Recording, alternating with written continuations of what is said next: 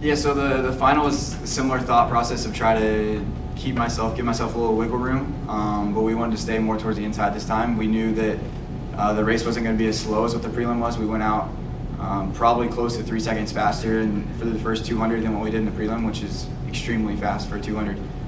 So the race was going to be strung out a little more. There's going to be a little more room. And also at that level, when you're trying to run 143, 142, again, the littlest bump costs you a lot more than when you're running 146. So everyone in that race knows that a bump costs you and that there's a lot less bumping when you get to that level.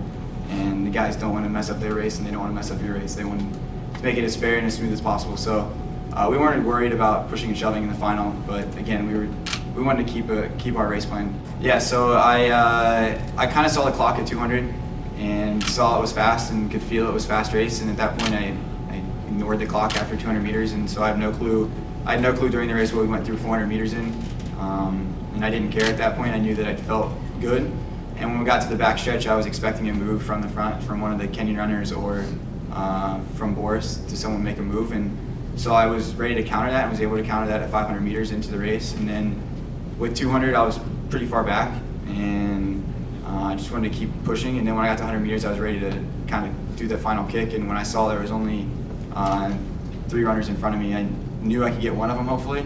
Now how many I could get of the 4, I wasn't sure, but about 40 meters to go when I passed the France runner, I kind of realized that at that point I was going to be a medalist and hoping no one would pass me.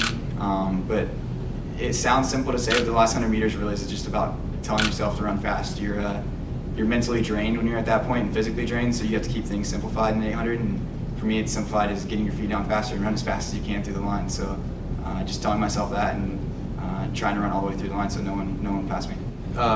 Still hasn't sank in because I look at this on the table, the medal laying here, and think that is that still mine to take home? Like, it's kind of one of those deals where for sure it still hasn't sank in. I wonder why it's laying there. Because it's really heavy. It's not, yeah. It's pretty heavy. I don't know. I don't like to really show off everything. I like kind of just having it there. It's just, I don't know. What does all this mean to you when you come back here to Akron, when you go home to New Paris? What is it when you think about this whole experience? What does this mean for you? I mean, it's great. It's an individual event, but like track and field, there's an individual event, but there's a team aspect. To come home to that team I have, it's great, and I feel like I won the medal with the team won the medal with me. So it's great to be able to share that experiences. And I kind of say it like I come from a small area, small town, and to be able to share that kind of personal Olympic touch, because a lot of them always watch the Olympics and look up to the Olympics, and now to share that Olympic feel and Olympic touch with someone you know, it's awesome. And then to bring back a medal and bring back a piece of Rio, it makes it even better. Entering the games, what was your mindset? Were you overwhelmed by all the, oh my gosh, I'm surrounded by all these athletes, or was it more so one of the best in the world, I'm here to get the job done? I mean, I think the general look or general feel was I'm surrounded by the world's best athletes, and I need to enjoy this moment.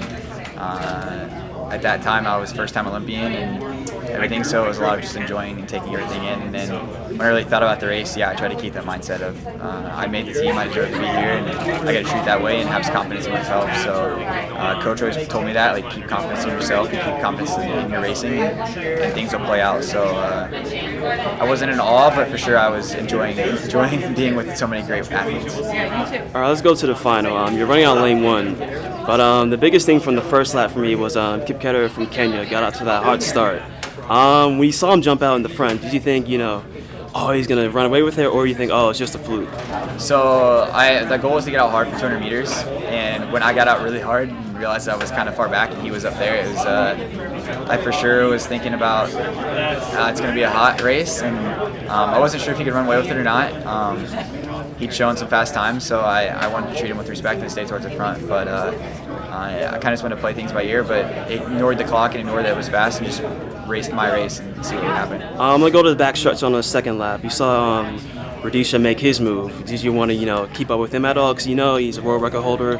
Do you think, when he changed my strategy, and keep up with him? That's kind of his racing style, is at 500 meters to really make a move towards the front. And I was kind of expecting it, so I wanted to counter it, and I knew that if I was going to medal, I needed to go with him. So we kind of expected it and had talked about it prior to the race, so it wasn't something out of the blue. And so when I countered it and was able to stay up, I for sure think that put me in a position to medal. All right, with 200 meters to go, you're sitting in fourth place. and it's Rhodesia from Kenya, Maklufi from Algeria, and Bose from France, all in the top 3. They kind of pulled away a little bit, a big gap between the top 3 and you. Did you think I have to make my kick now, or did you want to wait till that 150 mark where you really made your strong kick, your signature kick, as you call it? I did try to make a move about 200. They were making moves at 200 too, so my move kind of blended in with their move.